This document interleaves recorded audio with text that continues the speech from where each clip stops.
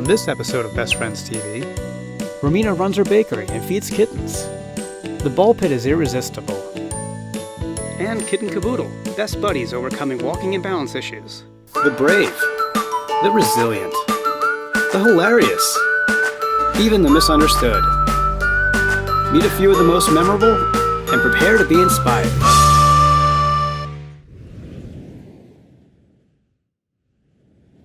My name is Romina Rasmussen and I am a Best Friends volunteer. I also own Le Madeleine, a bakery in Salt Lake City.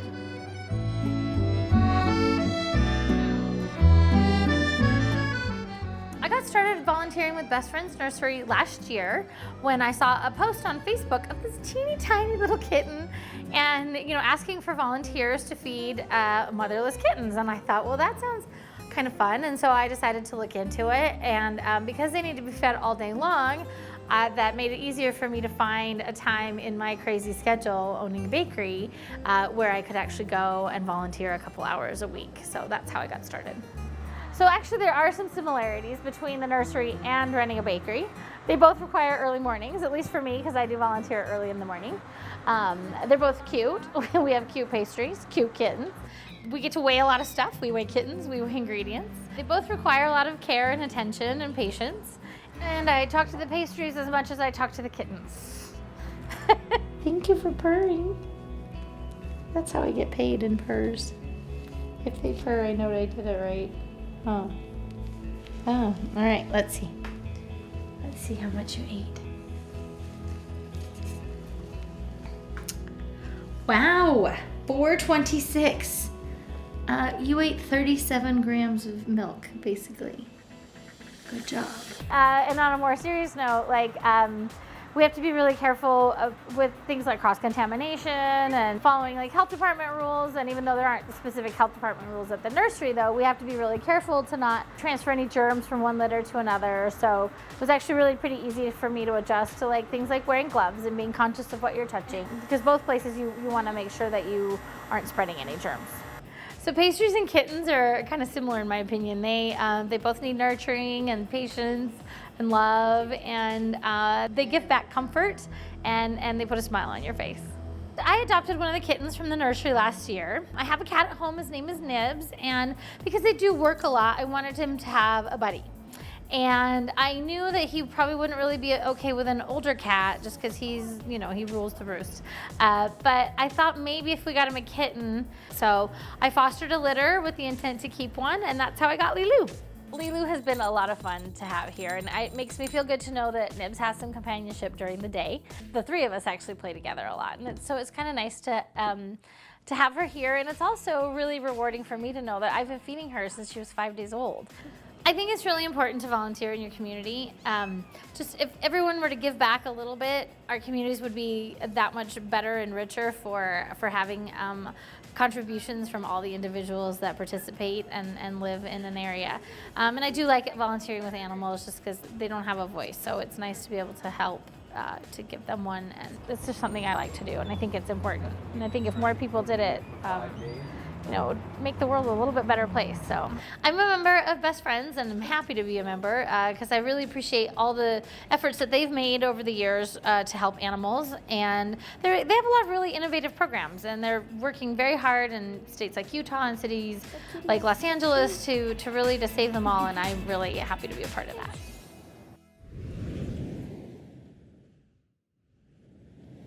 Great work happens at Best Friends every day.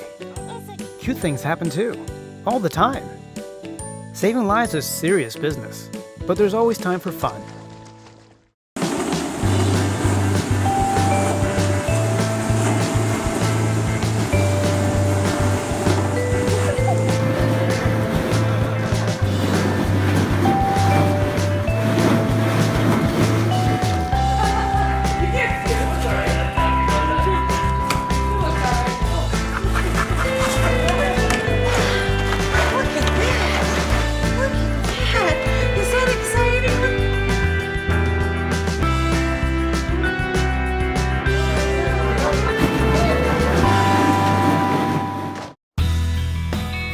Kit and Kaboodle came to Best Friends as puppies.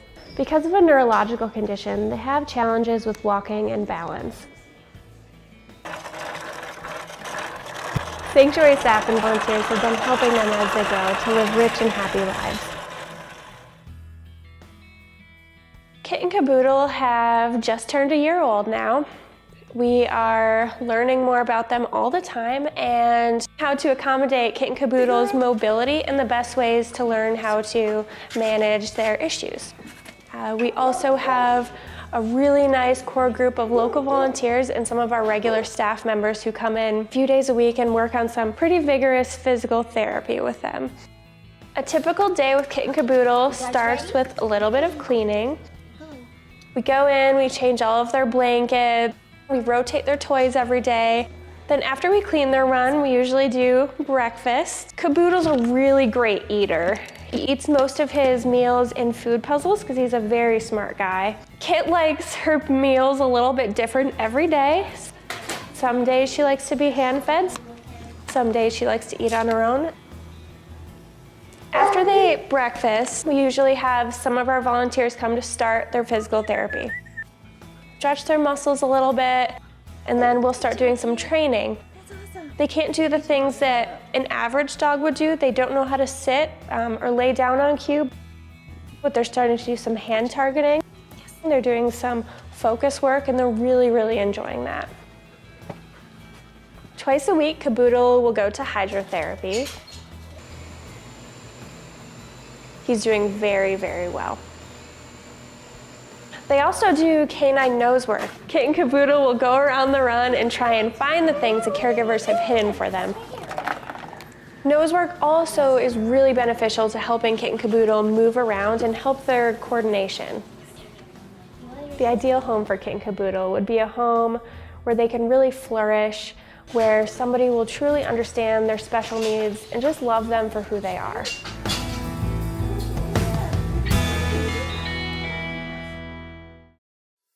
Thanks for watching. Don't forget to like and subscribe to get new episodes of Best Friends TV every Friday.